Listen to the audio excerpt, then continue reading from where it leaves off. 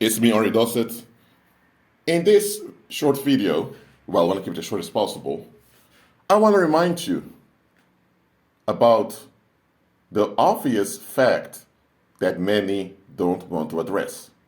And that is that no reprobate can succeed on the earth with spreading their destruction unless the public collaborates with them.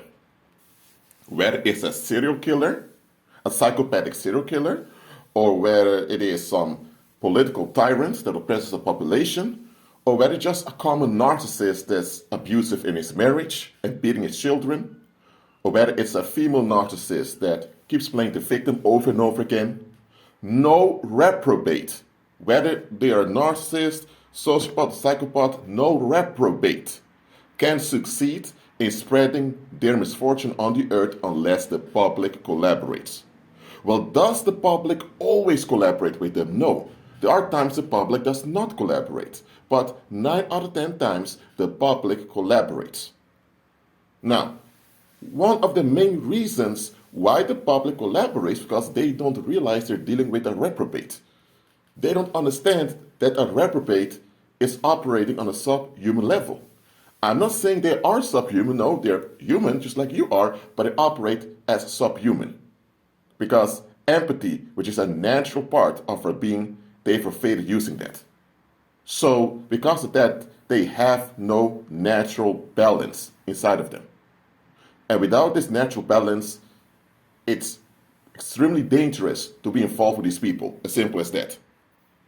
But a lot of people don't realize this. They think they can control the reprobate with boundaries, or they can love the dysfunction out of the reprobate. No, no, no, no. Nobody becomes a reprobate unless they forfeit God and forfeit life altogether. The reprobate is a human being that forfeited being human, and they just want to escape endlessly. So they're harming both themselves and others in the process, and they don't care about it. Some are even proud of it. That is the reprobate. Now, so lack of understanding what the reprobate is one of the reasons why a lot of people collaborate. But even that is no excuse. Because another reason why so many people collaborate with reprobates is because they don't want to face it. They don't want to admit that they're dealing with a monstrous human being amongst them. Now, I'm not saying monstrous to kind of dehumanize them. They are human. But the way they operate is in a monstrous way. They have no internal balance. They're dangerous to be around. They can be explosive. And if they have the opportunity, they'll kill and do other harm. And they don't feel bad about it that quickly. Or if they do feel bad, they project it onto other people. So, people often don't want to admit they're dealing with a dangerous individual. They don't want to. Because here's what it comes down to. The moment you admit you're dealing with a dangerous individual, you need also to ask the question, how did this individual end up this way? Now, it's no excuse for them to be this way. However, how do they end up that way? Because if they ended up that way, that means likely their parents or the people that raised them or around them are similar. So the fact they exist as a reprobate shows that our collaborators who enabled him or her to become this way. So that already shows that there was neglect on the part of the community. So when people encounter a reprobate, they know something is off with the individual, but they don't want to look into it because they don't want to have to deal with the situation. And that's why they end up making excuses. Or what people also often do is blame the victim. If they can't full out blame the victim because it will look bad on them, they'll come up with excuses why the victim deserved it, or that they will kind of hint that it's on the victim. Listen, no reprobate can succeed. No, reprobates don't have success naturally to begin with because they're self-destructive. What I mean is, with succeed, I mean now, continue spreading misfortune on the earth. No reprobate can do that without collaboration. Well, too often, the public either blames the victims, saying, well, you were too dumb, or you should have known better, whatever. Okay, even if they should have known better, even if it's partly on them, it's still no excuse for the reprobate doing what the reprobate did. And apart from that, if the public doesn't blame the victim, they deify the reprobate as if he's some type of god. They tend to do this with serial killers. They even make movies based on these creatures. You get what I'm saying? So, what it comes down to is that the public avoids the one question that really matters. And this is actually the only question that matters when it comes to reprobates. Why did we collaborate? Yes, the public does not want to ask that question. Because if they ask that question, that means they have to look in the mirror and look at themselves. They have to see their own darkness, it means their own lack and the lack of other people, and they need to admit we don't have it together, we're unstable, and we need to have a father. They don't want to go there. They want this pride of being an adult. They want this pride of being in control. So they will deny that it's their neglect and their lack that led to this monstrous human being to act in such a way and to act in such a way continuously. Now, I'm not saying that the reprobate is not to blame. Of course, the reprobate is to blame. What I'm saying is the community should never enable nor offer opportunities to the reprobate. Because it's not everywhere that the reprobate acts out. The reprobate only acts out where the reprobate is welcomed. What I mean with welcomed? Where the people are openly neglectful, or where the people openly don't care and they don't want to be bothered. That is a welcome to the reprobate, because that means the reprobate can succeed in doing things over there without being called out and without people doing something about it. So, if you ever were the victim of a reprobate, then don't be so obsessed with hating the reprobate. You shouldn't be hating at all. You should forgive and move on. Because if you don't forgive, you don't heal and you don't recover. But apart from forgiving, so you can heal and recover, you have to realize it's not just the reprobate that was the problem. Why did the community allow this individual to do to you what the individual did? And why did the community intervene, or why did the community allow opportunity for this individual to do it? But there's also a question we often don't want to ask, because that means we have to reevaluate how we see a lot of people in our lives. For example, if you have a stepdad that was out of his mind, and he narcissistically abused you in your teenage years, caused you a lot of psychological harm that you had to work out in your 20s. Okay, your stepdad may have been this narcissist, but hold on a minute. Wasn't it your mom that chose to be with that man? Didn't she pick up this man's abuse towards her and towards her children? Why did she stay in that situation? Oh, and by the way, what did your mom do when he was going off? Did she call the cops on him? Did she put a restraint on him saying, hey, listen, one more time and this marriage is over, whatever? Did she do that? No. She preferred the sexual comfort of being with this dangerous man above her own safety and the safety of her children. So she was a collaborator.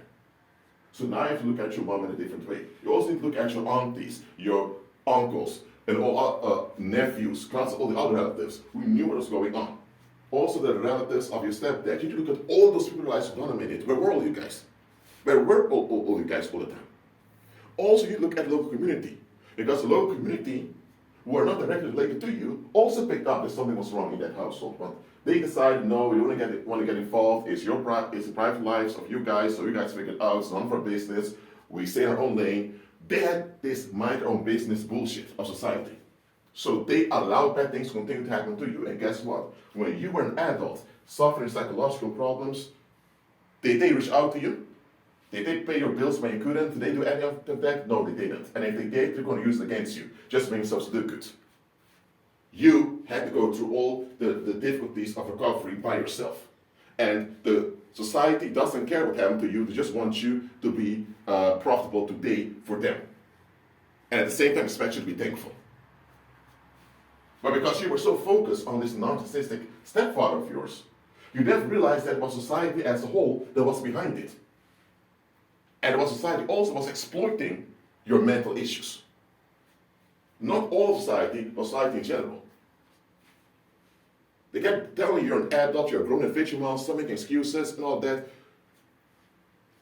It's only when it became too obvious that you were the victim that others began to calm down because it made them look bad. And now someone don't even want to look at you anymore because they talk too much shit about you behind your back. Listen, you have to accept the fact that no evildoer can do evil on the earth without the public collaborating. So the public is to blame and they are responsible too. So if you were the victim of an evildoer, you're not giving the blame to, you're not blaming other people. Other people are to blame. They are. If they're part of society, or if they collaborate with society, that means they're also responsible for what society brings forth, good or bad. Why is when society brings forth good, they want to credit because they're part of society. When it brings forth bad, now they're nowhere to be found. This is also another reason why a lot of believers never recover. Because they keep being focused on that perpetrator or those three perpetrators. You have to look at the bigger picture. Look, you also have to forgive the community and society too. But it doesn't mean you go back to how things were before the victimization happened, because that's not possible. Time-wise not possible, biological-wise not possible, also on from a rational point of view, it's not the wise thing to do. If those other people collaborated with what happened to you, then they are just as dangerous as the perpetrator who did the crime to you. So you have to move on. So you give it a positive meaning. Because it happened, but it happened for you. Because it happened, and because of that, you survived. You're alive, and now you can use this experience to become better. So it happened for you. So unlearn the victim mindset. Oh, it happened to me. This happened for you. Yes, it happened towards you, but it happened for you. Stop this mindset. It happened to me. Because then your mind remains in survival mode, trying to avoid victimization. It happened for you. That is when you give a positive meaning to something that happened in your life. I don't care what happens in life, whether it's a good thing or a bad thing. Never give a negative meaning to anything that happens in your life. And even if something bad or something horrible, don't give it a negative meaning. Because we're being told you can't change back time, you can't undo what happened to you, and you can't change those people. You can't change the perpetrator, but you also can't change the public that allowed it to happen. You have to accept these people are just neglected as what they are, and likely they won't change. And likely they will blame you because you are a proof of their neglect. So you may not be able to continue relationships with these people, and that's fine. Shake those off your feet and move on. Just understand, for you to fully recover, you have to admit the collaboration of the masses. As simple as that. Because if you only look at the individual perpetrators, that means you're operating in a delusion. Because those individual perpetrators did not have that much power. They had no power at all. It was the public that empowered them with their neglectful and submissive attitude. So, you also have to realize that the public did it once, the public do it again. They didn't only do it to you, it also happened to other people. Look, I want you to understand this. The public was in on it. So you have to address to yourself the topic of collaborators. Because if people collaborated with harm or with neglect towards you, they know what they did. They may lie to you by faking sympathy towards you just to make themselves look good. They're the same type of people. And those same people will take advantage of your wounds, whether it be physical or psychological, to make themselves look good. Some will even become so-called heroes looking after you, just so that nobody would realize that they were in on it. Listen, if the collaborators don't repent and become better and safer human beings, that means that they will finish the job. That means that if they stay around you, they will make sure that you remain wounded or that you die. So that you can never find out, realize what they really are. We sometimes do focus on the reprobate. The collaborators are just as dangerous, because let me tell you, the reprobate has nothing left to lose. Those others have something to lose. So, the moment a victim survives, at some point the victim will realize, where were you guys? And indeed, outside will say, indeed, where were you guys? So, the collaborators have an interest to shut you up or to silence you forever, which is killing you. Now, they won't openly come and kill you because they don't want to go to prison, but they will make effort to make life difficult on you. So understand, you have to admit the collaboration of the masses. Without admitting this, you can never heal nor become better. Look, you have to go from it happened to me to it happened for me. I already explained that, okay? Giving positive meaning does not mean you gaslight yourself and deny what happened to you. You admit what happened, you admit how it affected you, you admit how horrible it was, that there's no excuse for it, but then you realize, you know what? It turned around in my favor because now this experience has boosted me to be realistic and be better in life. You can't change what happened, but you can decide the meaning it has on you, because the meaning has on you is an impact it will have on the rest of your life. There's something you can decide. So stop giving in to a negative meaning. But anyway, before you can give a positive meaning to something, you have to fully know what you're giving positive meaning to. Giving positive meaning does not mean that what happened was good or that everyone involved are good people. It simply means that it has a good meaning for you for the rest of your life. Well, that's it for now. Keep on agreeing with Christ and be at peace.